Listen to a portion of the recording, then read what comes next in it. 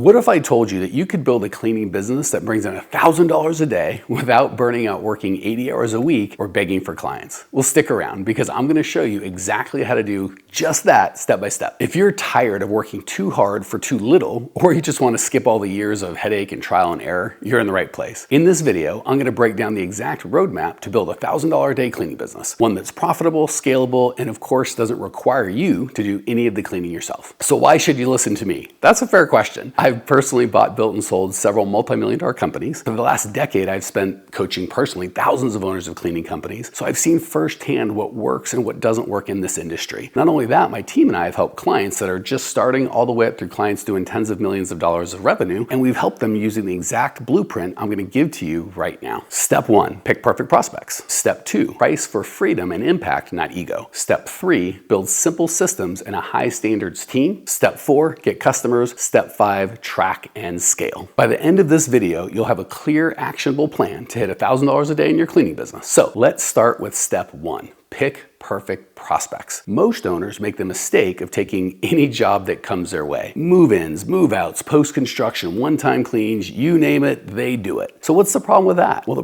there's several. These jobs are unpredictable. They're lower margins and they're higher stress, so they keep you stuck, they keep you miserable, and most importantly, they keep you on the crap customer hamster wheel. The quickest, easiest, and safest way to $1,000 a day cleaning business is recurring clients. Either residential, think like families in the top 20% of home values in your area, or commercial. That's more like offices, property managers, restaurants, churches, gyms, all that good stuff. Recurring clients mean predictable revenue, easier scheduling, and much, much higher lifetime value. All right, that's too much is on the lifetime value. How much higher is it? Well, believe it or not, the right clients are often worth 10 times, sometimes more than 10 times more than the wrong ones. So don't chase every dollar, chase the right dollars. Let's jump into step 2, price for profit. Freedom, not ego. Most cleaning business owners undercharge because they're afraid of losing clients, and sometimes they're just afraid of basic math. But here's the truth. You just can't outwork bad pricing. To hit $1,000 a day profitably, you're gonna need to know your numbers. We aim for at least 30% profit after paying your cleaners and overhead. So that means if you're doing about $1,000 a day in sales, your company should be putting $300 of cash money into your pocket day in and day out. Now, for those math phobics out there, that comes up to about $9,000 a month. So how do you price for profit without worrying about overcharging? Well, first, you base your prices on the labor cost in your specific area. Next, you're going to pay your cleaners 10 to 25% above average based on performance, with the understanding they're getting paid a premium rate and you expect and demand premium performance. Now, you want your labor cost to be about half what the customer pays you. We coach 45% to be exact, but just for easy math, if it costs you $20 an hour and you base your pricing on $40 an hour, that's still going to leave you $20 an hour to go to profit and overhead. It's so funny when I coach my clients through all this, they all think to a man, to a woman, everyone's going to hate them. They're going to quit immediately in a fit of terror and I'll be out of business by the end of the sentence. But the data doesn't support that even a little bit. I could share dozens and dozens, probably hundreds of stories around this, but just last week, one of my sweet clients, Rachel, sweet baby Rachel, she raised prices on 17 clients. I'll be honest with you, at first glance, it was an absolute disaster. 9 clients quit, only 8 stayed, more quit than stayed. But here's the fun part. She went from $538 a month in gross profit to $4,244 a month in gross profit. Basically, 17 kind of scary conversations that probably took her, I don't know, an hour or two all in. Going forward for the rest of the time those customers stay, first she ditched her 9 least favorite clients. Now she gets to work less because she's working with fewer clients, and more importantly, she added more than $44,000 in pure profit. This isn't just revenue, profit into her pocket every year. It's really cool. If this is making sense, hit the like button and let me know in the comments what your biggest pricing challenges or any questions that you have. Questions and feedback not only make the channel better, but it's fun to help you guys win faster. Let's jump into step 3. Build a team that you trust and systems to support them so you aren't the bottleneck. Now, you can't make $1,000 a day if you're doing everything yourself, so let's sort that out right now. It's tempting to hire anyone who can fog a mirror and says they'll show up, especially when you're low on people. But the truth is, the reality of the matter is that just feeds the death spiral of high turnover and stress. Good news is you can fix it. And the way you do that is an automated core values-based hiring process that has high standards. Only accept people who share your values and actually give a crap. You can teach just about anyone to clean, but you can't teach people to care. It typically takes 40 to 60 applicants to get one good cleaner, so use group interviews to save time and get excited, not scared, when you have more applicants than you think that you need. Once you've got people that are down with your cause and not just there for a paycheck, you're going to support them with these three simple systems. One, a basic one-page checklist that kind of has details on each client's specific needs and their situation. Two, you're going to have cleaners check each other's work at least once a week. Three, you're going to hold weekly meetings, monthly parties, and quarterly reviews. The cool thing about this is they only take about an hour a week, maybe a couple hours a month, and like a half a day every quarter. But they keep your culture strong, your turnover low, and they are a ton of fun. At the end of the day, the quality of your team determines the quality of your business. Step 4, get customers.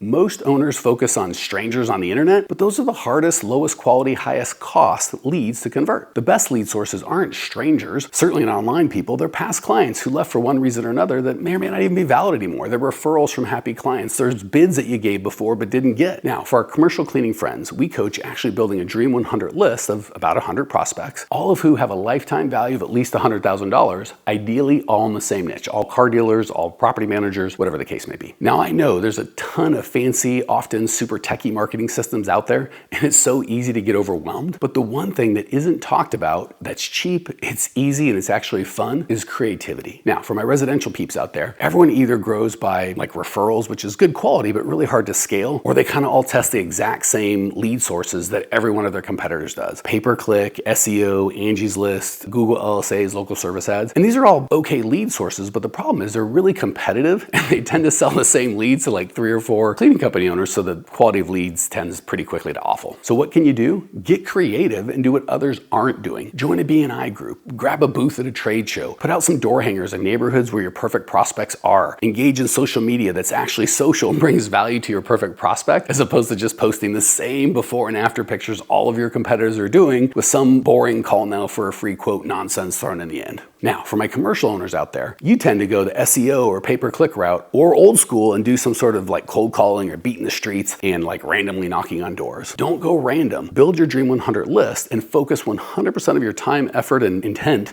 on those people. Remember, if each one of them is worth at least $100,000 a year and you only add one per month, you're still going to add $1 million of value to your business every year, and you're going to actually blow past the 1K a day mark pretty quick. So it's worth it to tap into your creativity and do some fun things for these 100 people that represent millions of dollars or potentials of dollars to your company. So get out there, have fun, build relationships, find a way to give value first and ask later or never. Stalk them on your socials, find out their favorite food, bring it to them. Discover what trade organizations your Dream 100 belongs to, and not only join the associations, but show up to the meetings and contribute, have fun. Invite 3 or 4 of your favorite customers and like 8 to 10 of your Dream 100 list to a group lunch every month. Send some lumpy mail with fun copy and follow up with a phone call. There's all sorts of stuff you can do. Let your creativity be your guide. Not only is the creativity cheap or free, it's way more effective and 1,000 times less competitive, because as a coach that does this all day, I promise you, your competitors are not doing this. Here's a quick story. Walt Disney famously went through money like water, and when he was trying to open Disneyland, they ran out, right? So much so on opening day, he couldn't pay the landscapers to finish planting flowers, and there was a bunch of weeds growing instead. Creativity and fun to the rescue. He had his team put up little signs with fancy sounding like Latin names, referring to the weeds as rare specimens, and it made them seem exotic and added a ton of fun and cost $0. Step 5, last but not least, track and scale. The key here to keep in mind, like we talked about, is revenue is the ego number, profit's the freedom number. Now, there are only 3 main areas to track, and they're super simple: money, marketing, and manpower.